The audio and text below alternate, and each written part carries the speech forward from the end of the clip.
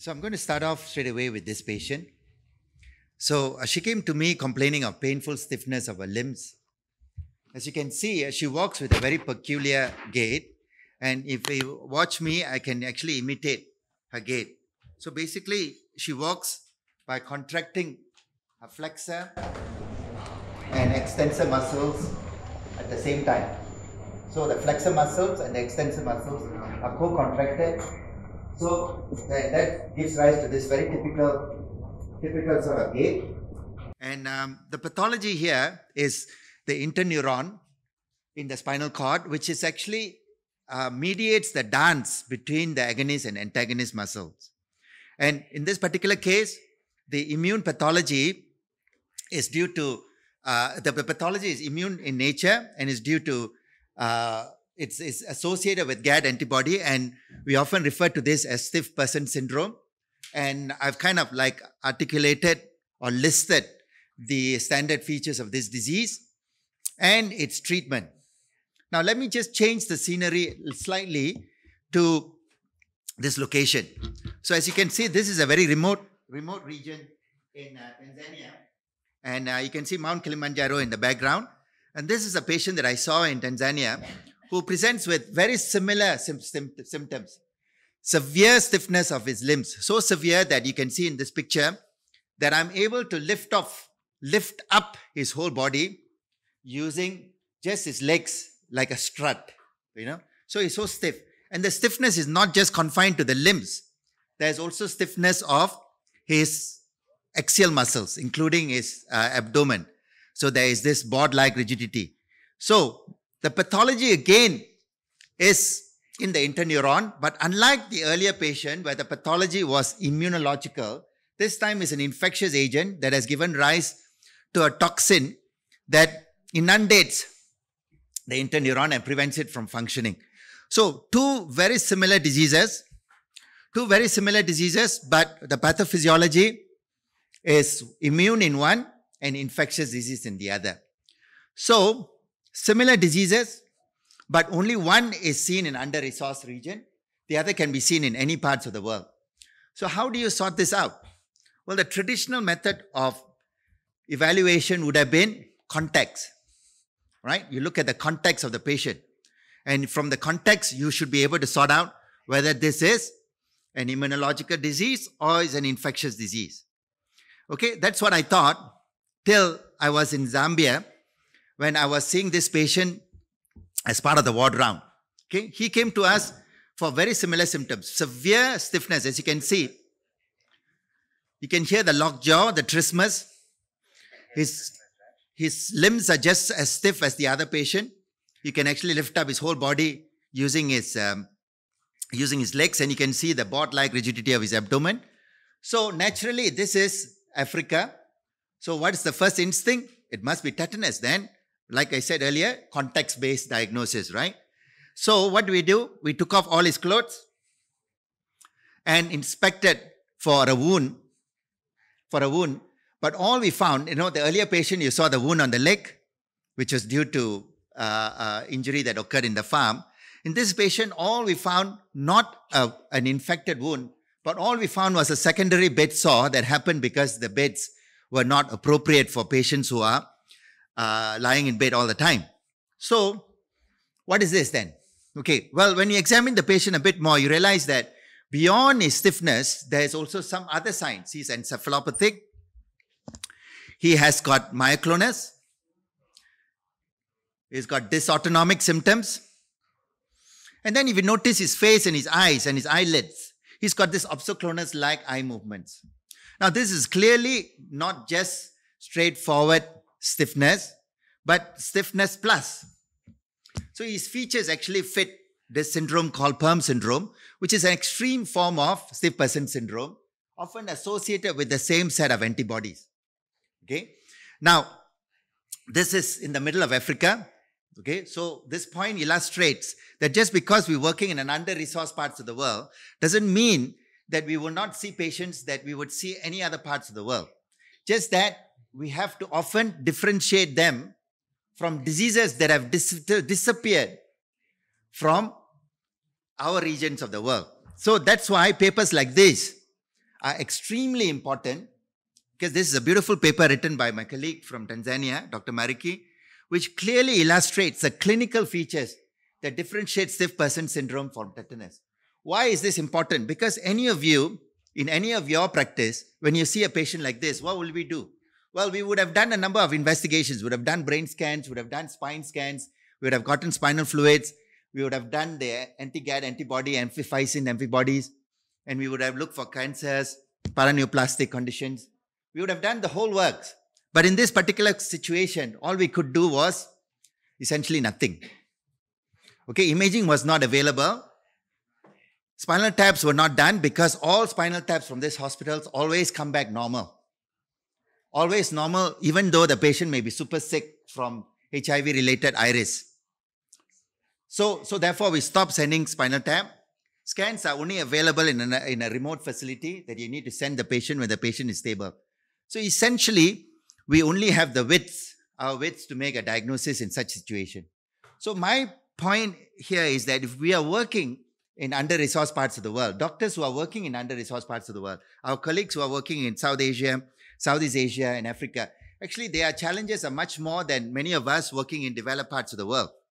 Because we can paper over some of our deficiencies with technology. So even if we don't diagnose something, inadvertently we may stumble upon the diagnosis because somebody had done a panel. Okay, a panel of antibodies, a panel of scans, a panel of tests. But here you have nothing except your wits. So, and therefore, focus of academic groups, whether it's the university or societies like ASNA, okay, which serve underserved countries, should focus on research that's relevant for our context. Papers like this. So we have some Thai colleagues here.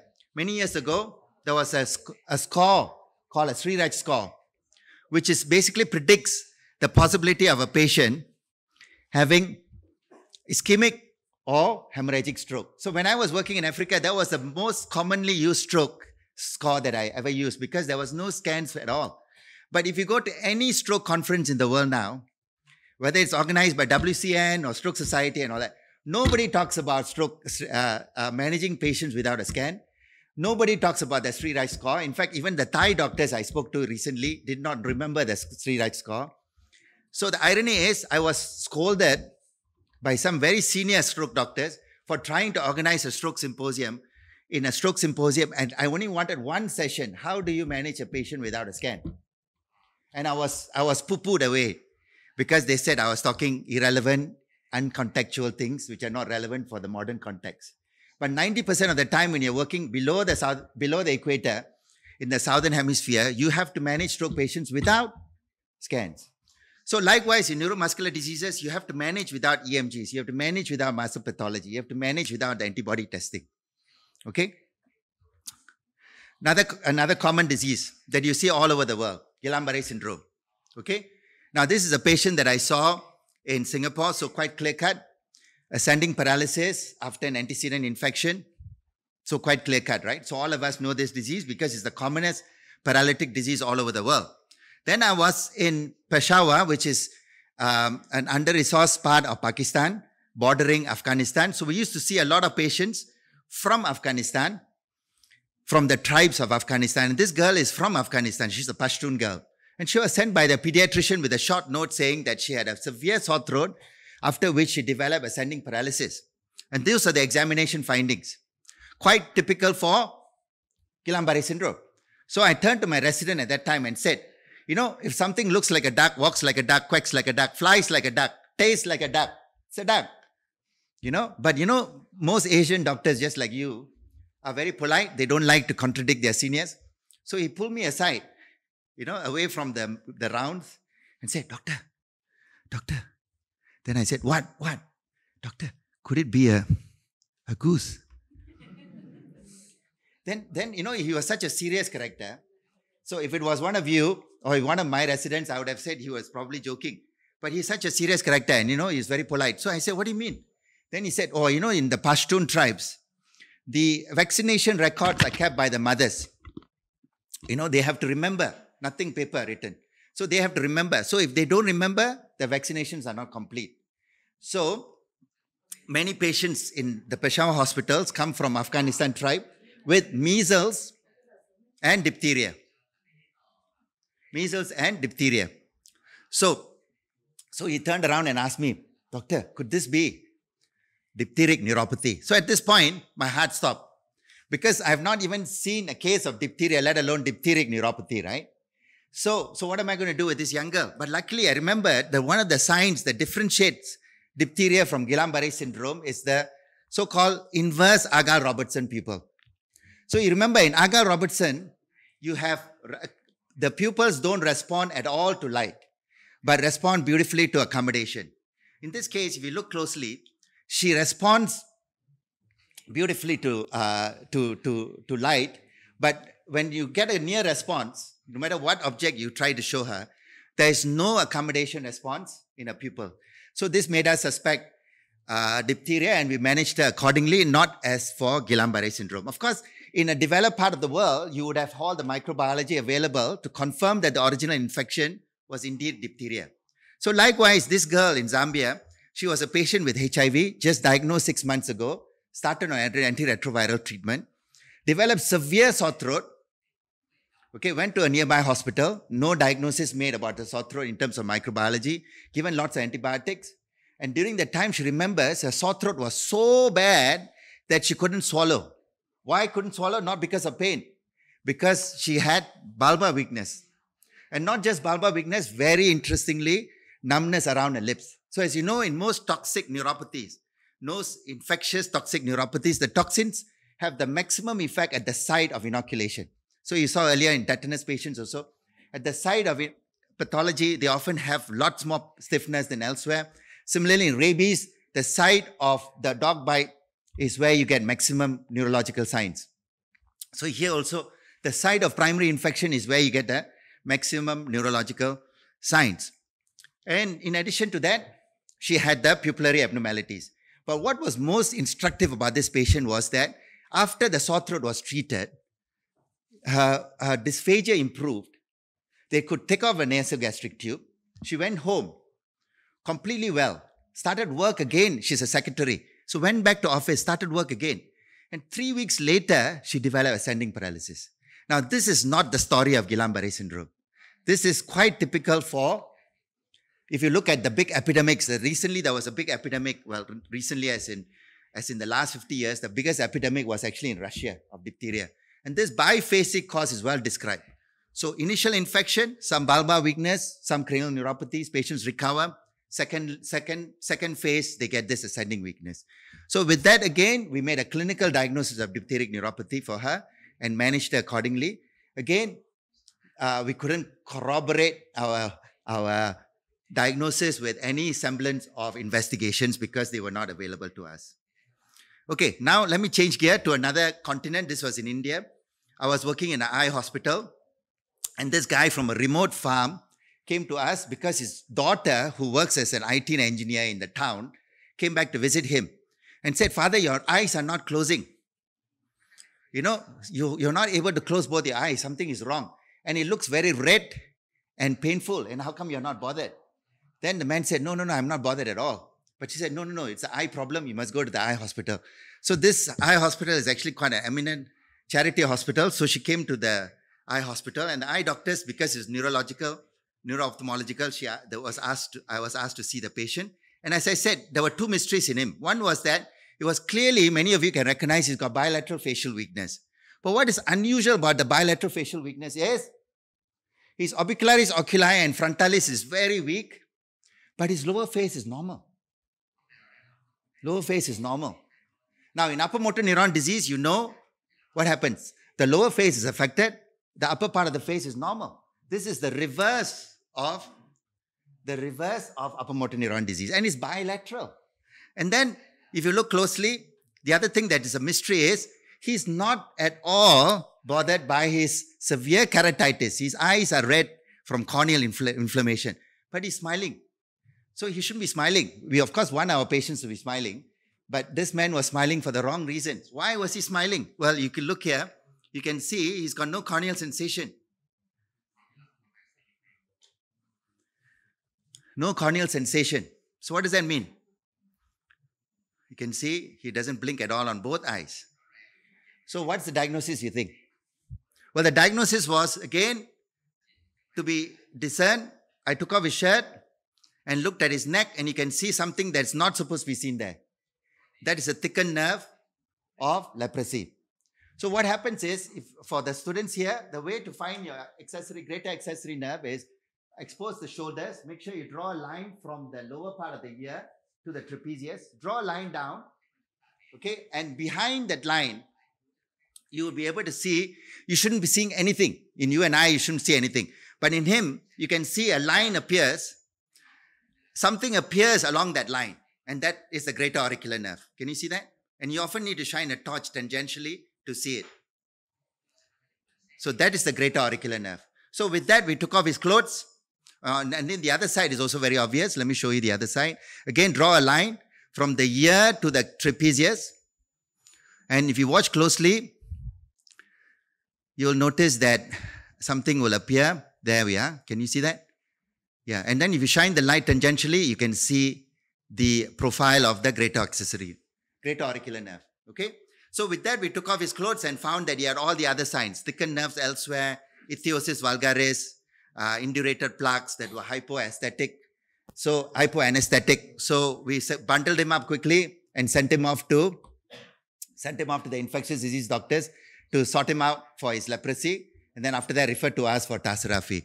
Of course, bilateral facial weakness, leprosy is a cause, but it's not the most important cause. The most important cause of bilateral facial weakness in our context would be HIV. So this is a man I saw in Ghana who just undiagnosed HIV. So when we saw bilateral facial weakness like this, we got his serology tested and it was positive.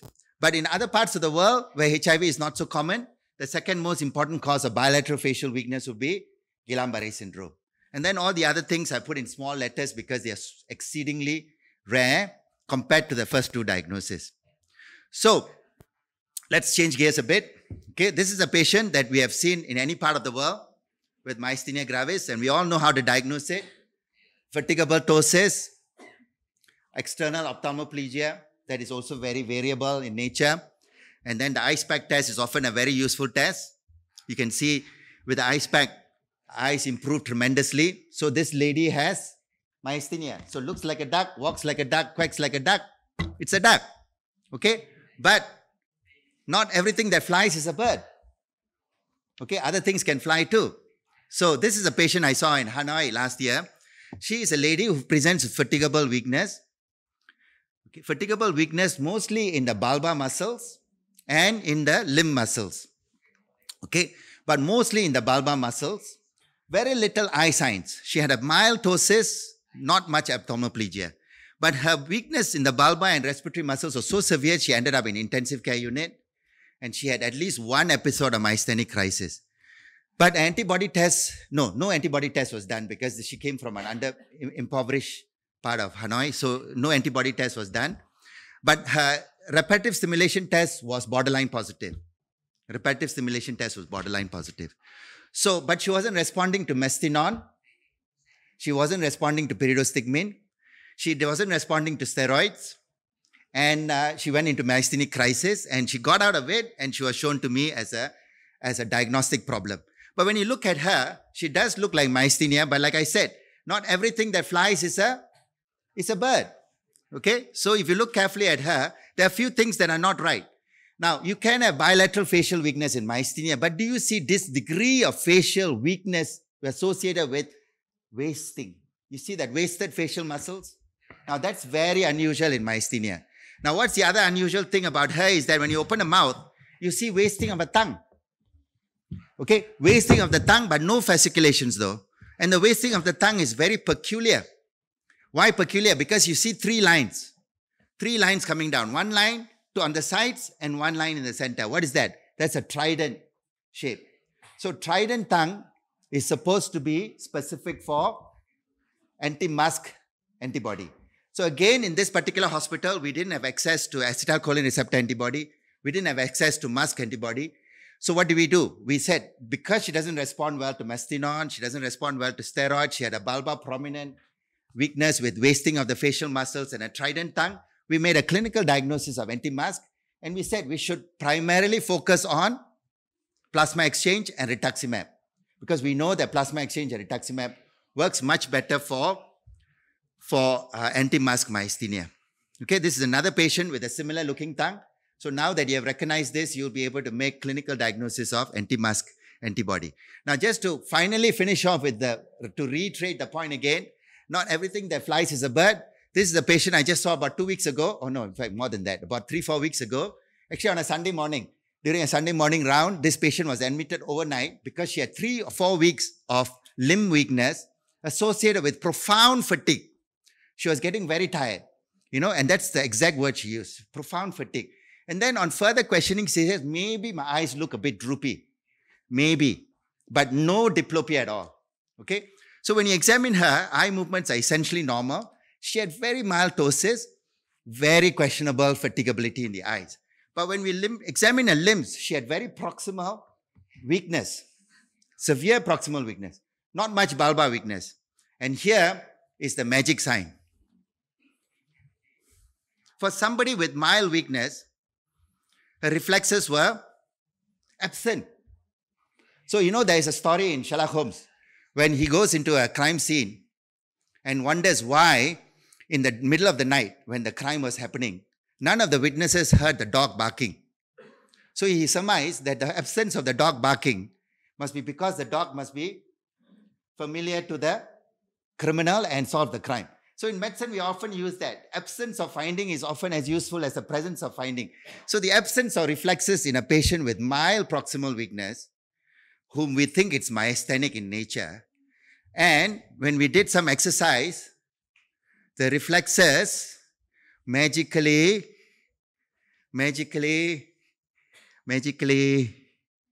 returned.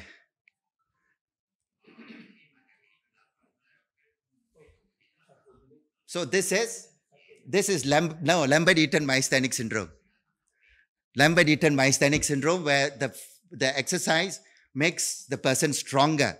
So with that, we went to investigate her for Lambert. What is the urgency in diagnosing of Lambert-Eaton myasthenic syndrome? Well, it was clearly illustrated in her. She comes to us with 4 weeks of profound fatigable weakness. But what does she actually have? Small cell carcinoma of the lung. Only diagnosed after this. So crucial for us to diagnose such conditions and not label this as myasthenia. So I summarize I think by now I've made it very clear by showing you all these patients that we have to have tremendous respects for doctors like you who are working in many provinces in Vietnam where you don't have the resources. Likewise, doctors working in South Asia, doctors working in Africa, where they have nothing, to fall back on except their clinical skills. So if you guys become the deans of medical school in Southern Hemisphere, or you become editors of journals in the Southern Hemisphere, or you become association bosses of organizations in Southern Hemisphere, let's not mimic the imperialist, and do the things that the imperialist societies are doing. Right? Let's do something that's relevant for us. What's relevant for us? Clinical medicine. Okay, let's focus on clinical medicine first. Collaborative clinical medicine. Because I see medical schools, they are de-emphasizing clinical medicine and focusing on technology-based clinical medicine, which is fine if you're working in Japan, if you're working in Sweden, if you're working in America, right? But it's definitely not relevant for us. Thank you.